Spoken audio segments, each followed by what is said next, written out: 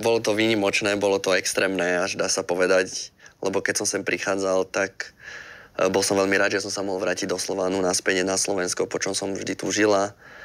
A vlastne bolo to strašne rýchle. Bolo tam prvé predkolo, druhé predkolo, tretie a zrazu si v play-off Champions League a zrazu otočí zápas v poslednej minúte a to aj tá hlava nevedela vstrebať asi aj 4 dní, keďže sme potom prehrali.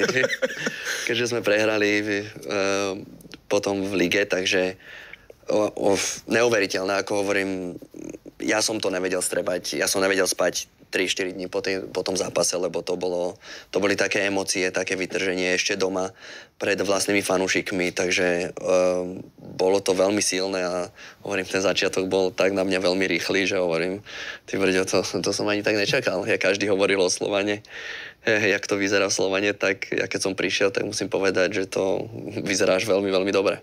Aké boli oslavy? Lebo ty vieš porovnávať oslavy, ja tie tvoje úspechy potom vymenujem, ale asi dlhé, nie?